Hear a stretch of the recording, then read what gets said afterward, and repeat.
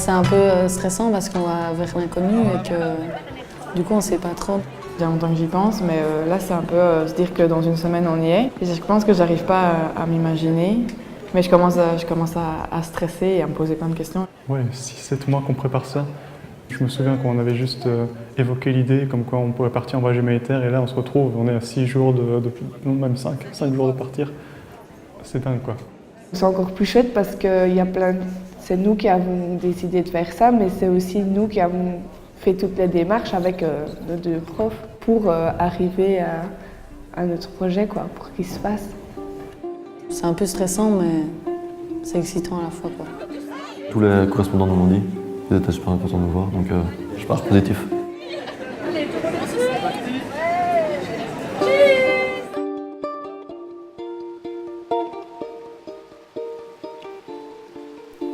La vérité, c'est qu'on ne sait nommer ce qui vous pousse. Quelque chose en vous grandit et détache les amarres, jusqu'au jour où, pas trop sûr de soi, on s'en va pour de bon. Un voyage se passe de motifs. On croit qu'on va faire un voyage, mais bientôt, c'est le voyage qui vous fait ou vous défait. Je pense que ça va peut-être nous faire réaliser plein de choses aussi, peut-être d'être un peu moins égoïste, et puis c'est l'expérience, quoi, prendre en maturité aussi. Et quand on arrivera, je me demande, je me demande comment on va réagir, est-ce qu'on sera stressé, est-ce qu'on va réussir à leur parler directement, comment on va être accueilli, parce que je sais qu'on va être bien accueilli, mais est-ce qu'on va être à l'aise, je sais pas. J'ai toujours peur de faire une gaffe et tout ça. Je suis content d'aller là-bas parce que, je sais pas, ici on est trop connectés et tout ça, on est trop toujours... Donc là-bas c'est beaucoup plus simple, j'ai l'impression. Donc je sais pas, ça me tente bien de découvrir un peu comment c'est. C'est pour ça aussi que moi je voulais y aller, pour arrêter d'être négative ou même de me plaindre et d'apprécier les petites choses que la vie nous donne, quoi, parce qu'il y a trop de trucs négatifs ici dans notre société. Il faut se préparer mentalement parce qu'on va plus être dans le confort. On va quitter notre maison, on a tout, on a l'électricité correctement, on a l'eau chaude. On ne devra pas faire attention. Ici on fait attention à rien. Que là-bas, il va falloir faire attention à ce qu'on mange, comment on va les cuire. Pour se laver, on ne pourra pas prendre une douche de 20 minutes. Puis on va vivre en communauté avec 9 personnes, donc c'est pas du tout la même chose. Refuser le monde, c'est s'en retrancher. Nous avons pris le pari d'en faire partie. Partir, échapper aux pluies acides de l'insignifiance. Ne pas surplomber. Ne pas regarder les autres dans le confort douillet de son mirador. Accomplir ce cheminement sans chemin.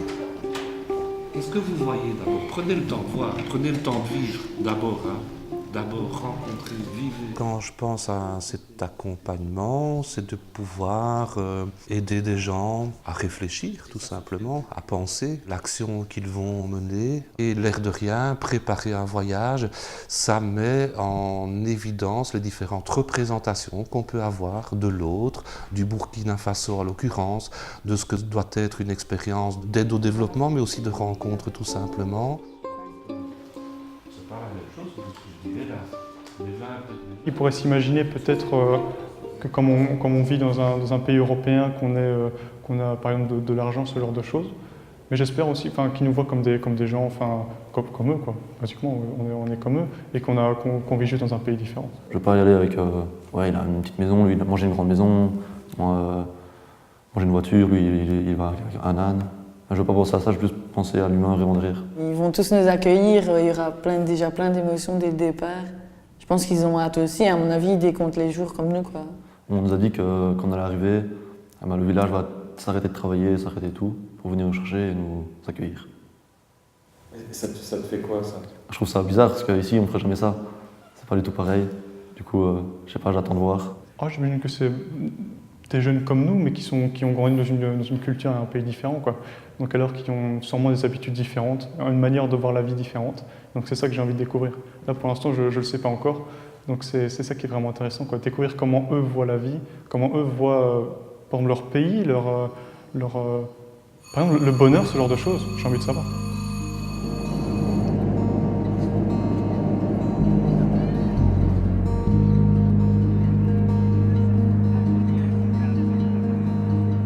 Voici l'Afrique, celle que nous attendions tant, celle à laquelle nous nous sommes tant préparés. Voici l'Afrique, avec son soleil éclatant et sa terre rouge. Saurons-nous nous mettre à sa portée ? Saurons-nous la comprendre sans la juger? Saurons-nous percevoir sa vérité au-delà des clichés? Aurons-nous la patience de prendre le temps? Aurons-nous l'intelligence de respecter nos différences? Aurons-nous la force d'oublier nos plaintes pour apprécier les choses simples? Puissent ces quelques semaines vous apprendre beaucoup sur le monde, les autres, vous-même. Quand nous on est arrivé à Erim, c'était super gênant parce qu'on a posé nos valises, ils étaient déjà là. Donc le directeur de l'école, Yassia, nous les a présentés. Enfin, il nous a dit Yacouba, tu vas avec Maxime, Mariam, tu vas avec Célia, et ainsi de suite. Et puis ils sont partis, ils nous ont laissés tous comme ça et on parlait pas trop. C'est gênant, on savait pas trop quoi leur dire. Mais après, on a été voir le chef, donc sur le chemin pour aller voir le chef, là, on s'est mis chacun avec nos correspondants et on a parlé un peu. À partir de ce moment-là, ça a été beaucoup mieux. Il y a la managre, côté où on a ta commande à combat. Amen. C'est une date où on a fait. Amen. On a pitché bravo. Amen. La nane embarque. Amen. Que votre séjour soit inoubliable pour vous et pour nous. Que c'est un échange entre les humains qui n'ont pas de même couleur, mais peut-être qui ont le même esprit. Alors, donc, que le Tout-Puissant et les ancêtres vous accompagnent dans la mission que vous êtes venus faire. Merci. Baraka.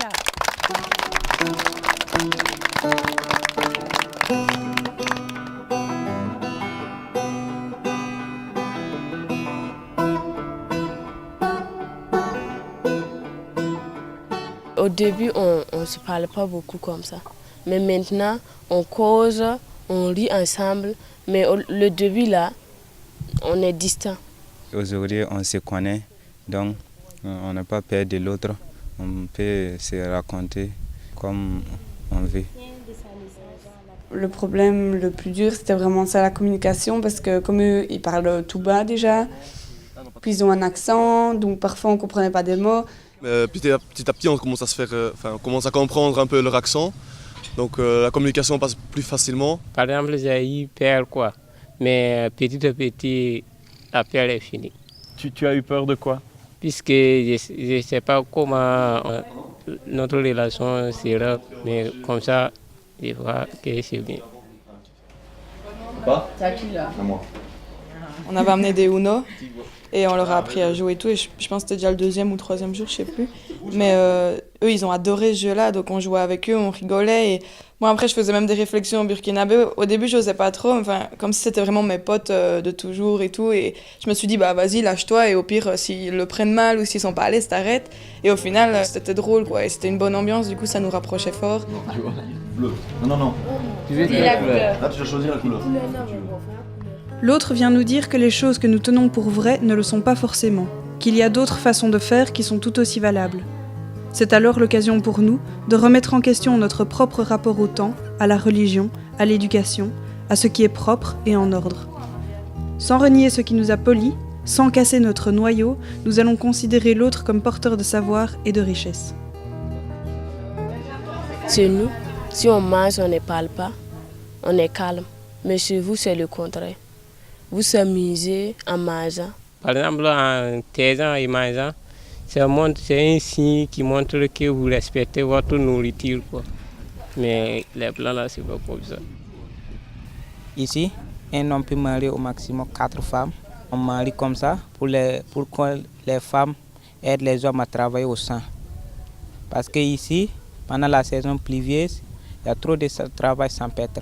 Il y a quand même beaucoup de choses qu'on savait déjà, mais après, par exemple, le fait que si la fille n'accepte pas la demande en mariage, qu'elle peut être bannie de chez elle, ça je ne savais pas. Chez nous, les 2 hommes ou 2 femmes peuvent se marier maintenant. Que chez eux, hier, c'est Yacouba qui m'a regardé en faisant une tête choquée parce que chez eux, ça ne pourrait pas arriver. Moi, je savais qu'ils croyaient en Dieu, mais je ne pensais pas que c'était à ce point-là. Genre, on est là et tout le monde fait des prières pour nous. Avec ça, on viendrait presque à avoir envie de croire en quelque chose aussi, quoi. Peut-être pas en un Dieu ou à donner un nom à ça, mais juste se dire, voilà... parce qu'eux, en fait, quand ils priaient, ils disaient, je vous souhaite la santé, le bonheur, toutes des choses comme ça. Mais je trouve que ces petites phrases-là, c'est juste des belles phrases et je trouve que ça, on pourrait tous alors croire en quelque chose, quoi, du coup. Pour toi, ça veut dire quoi être adolescent? Être adolescent, c'est savoir ce qu'on va chercher demain. Oui, aujourd'hui on ne sait pas, mais demain on saura qu'est-ce qu'on va chercher. Et on est en train d'apprendre ça aujourd'hui.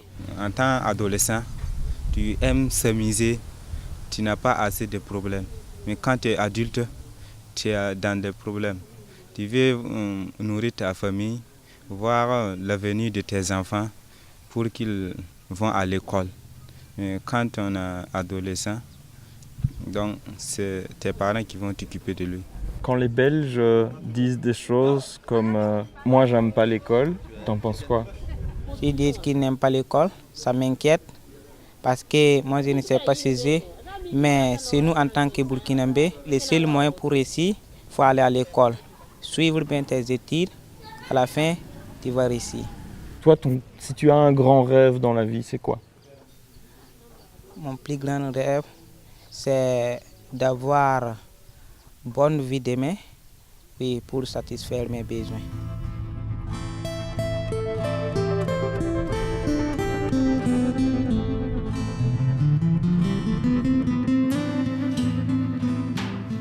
Le collège Louis Kimile Emmanuel a été créé en octobre 2015 et c'est une école privée créée par l'association Aidons l'Afrique Ensemble. Parce qu'à son temps, on s'est dit qu'il y a beaucoup d'enfants qui quittent le village pour aller dans les grandes villes et ils sont loin de leurs parents, ça leur crée aussi des ennuis pour réussir.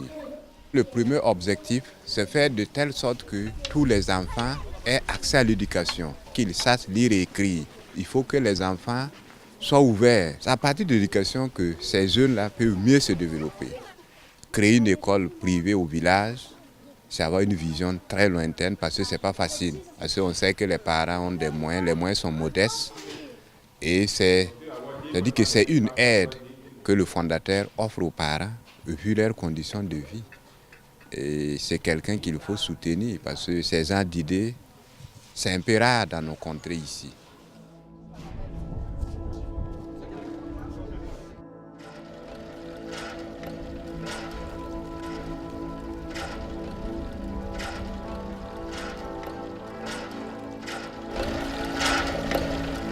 L'eau. Il venait d'en comprendre toute l'importance. Quand tu auras marché longtemps jusqu'au puits et hissé de tes bras l'outre remplie d'eau, quand tu auras senti son poids sur ta tête et tes épaules, tu comprendras pourquoi chaque goutte est un trésor. Je savais que c'était un pays pauvre, on savait qu'on allait voir des choses assez choquantes, mais je m'attendais pas du tout à ce que ce soit à ce point-là, quoi. Et du coup, toi, tu vois ça et t'en parles, mais avant de partir, tu t'attends pas à ce que ça te prenne autant d'émotions. Et donc je pense que là aussi, comme j'ai déjà dit plein de fois, il faut le vivre pour le croire. Et même si on le raconte, voilà, on raconte, mais le vivre, c'est pas du tout la même chose.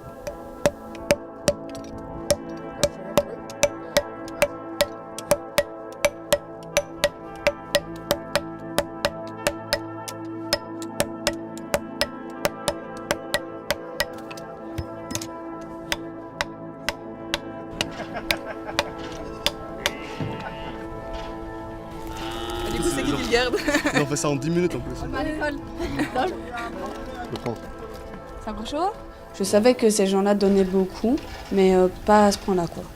Quand tu dis donner beaucoup, ça veut dire quoi pour toi? De leur temps, de leur gentillesse, de leur amour et tout, de leur personne, quoi. Nous, quand on dit on donne beaucoup, c'est plus matériel, tandis que c'est vraiment quelque chose de physique, de relationnel qu'ils nous donnaient. Et ça, je m'y attendais pas, quoi.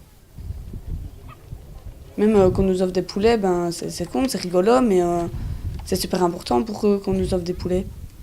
Parce que pour eux, c'est symbolique et ça représente le fait qu'ils sont contents qu'on soit là et qu'ils veulent nous accueillir et qu'ils veulent être sûrs qu'on ait à manger, des choses comme ça, quoi. Et nous, on n'est pas comme ça, eux, oui. Et ça, moi, ça m'a choquée. Donc ici, on a financé un projet qui s'appelle Culture Attelée. Donc c'est un projet qui consiste à financer pour 2 paysans. Donc chacun un bœuf et puis ensuite une charrue pour les 2 paysans. Donc alors ils doivent se partager la charrue et donc il y a un bœuf pour chacun d'eux, quoi.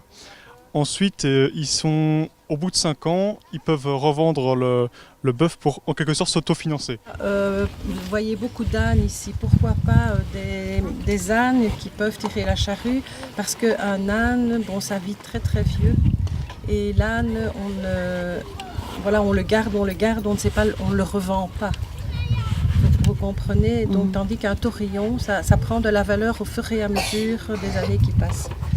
Et donc c'est ainsi que le projet peut continuer sans qu'il y ait trop d'argent qui vienne de l'extérieur. Bon, bien sûr, vous apportez de l'argent, mais c'est pour essayer d'étendre le projet au maximum de paysans.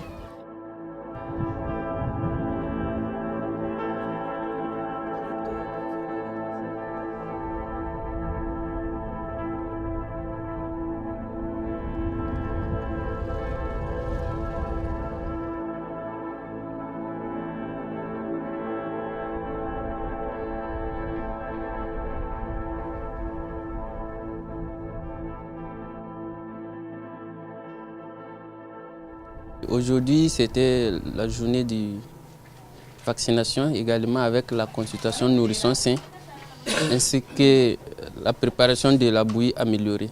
La consultation nourrisson sain, c'est les peser pour voir si l'enfant n'est pas malnutri.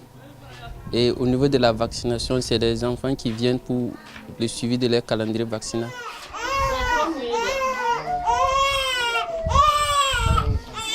Il y avait un petit qu'on a pris son tour de bras et qui était dans la zone rouge, donc qui était en malnutrition. Et moi, quand je regardais ça, à côté, il y avait une maman avec son bébé.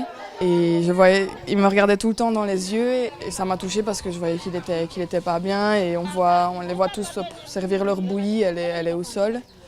Je vois, nous sommes exposés à la poussière, ça se prépare dehors, c'est pas hygiénique.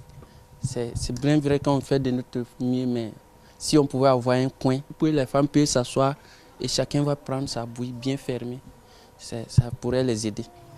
J'ai vécu en européen, je ne vis pas au Burkina, donc je comprends dans une certaine mesure. Je ne comprends pas totalement, je ne pourrais jamais comprendre totalement. Là, de ce que je me suis rendu compte, c'est assez dur, quoi. Ça fait 5 jours que je suis là et je crois que c'est vraiment aujourd'hui où je me suis rendu compte vraiment des choses, quoi. Avant, je me disais, ouais, je vois ce que c'est, mais là, maintenant, c'est une réalité et moi, c'est très difficile pour moi. Ça, c'est un truc qui m'a vraiment choqué et que là-bas, les soins de santé, c'est vraiment rien, quoi. Même s'il y a quelqu'un qui est malade, ben, il a son maximum pour rester dans le dispensaire, c'est 3 jours, quoi. Donc il est 3 jours sur un lit, s'il va mieux, bah, tant mieux, s'il va pas mieux, ben, faut l'emmener autre part, quoi. Mais souvent, ils le font pas parce qu'ils n'ont pas de sous. Mais un dispensaire, il n'y en a pas dans chaque village. Dans certains villages, tu chopes une maladie, c'est compliqué pour toi. C'est compliqué. Mais c'est un petit dispensaire, c'est pas un hôpital ni rien, quoi. Donc moi, ça m'a fait me rendre compte qu'ici aussi, on a quand même de la chance d'avoir accès à la santé, à des médicaments, à des médecins, à des hôpitaux assez facilement, quoi.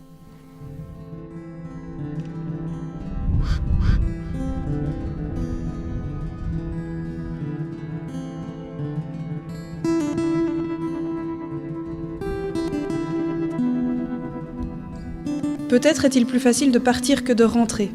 On laisse des hommes, des femmes, des enfants, dont on a découvert la chaleur humaine et les qualités. On a eu accès à une intimité, à une tendresse, à une souffrance, à un besoin. On a appris quelque chose d'eux, autant qu'ils apprenaient de nous. Moi, j'ai réalisé, je me suis dit, là, on s'en va, quoi. Là, c'est fini, on les verra peut-être plus jamais, quoi. Que le Dieu vous donne toute sa puissance et sa force, et que vous réussissez votre vie dans ce monde. Qui pleurent parce que nous, on s'en va, ça veut dire que nous, on leur a apporté aussi quelque chose, quoi. Et du coup, bah, moi, à ce moment-là, je me suis effondrée, c'est pas possible, et j'ai pris ma correspondante dans les bras aussi, et franchement, on n'oubliera jamais. C'était un moment super touchant, et quand j'y repense et tout, bah, j'ai encore envie de pleurer, quoi.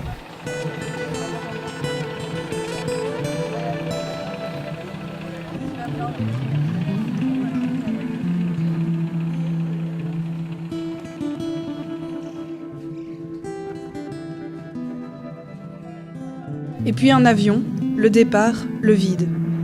On arrive avec ses souvenirs, sa fierté, sa culpabilité.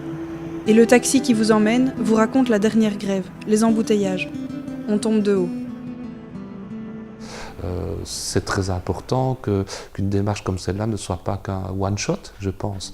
Alors avec les moyens que les écoles peuvent avoir ou pas, hein. Donc ici il ne s'agit pas de faire de la morale ni de culpabiliser les gens. C'est déjà chouette qu'il y ait eu un voyage au Burkina Faso, mais sans doute que ça interroge les écoles sur la manière dont, oui, plus longuement, elles peuvent développer des démarches comme celle-là. C'est clair que c'est l'idéal de faire ça, c'est vraiment top, une expérience comme ça dans le cadre des cours, dans le cadre de l'école. C'est vrai que je comprends que les élèves disent que l'expérience est nécessaire.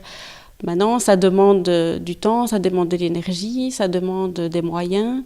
Et c'est dommage que ce ne soit pas si évident à organiser. Je pense que ça a répondu à leurs attentes, je pense, mais ils ont vite été rattrapés, et moi aussi, vite été rattrapés par la vie courante.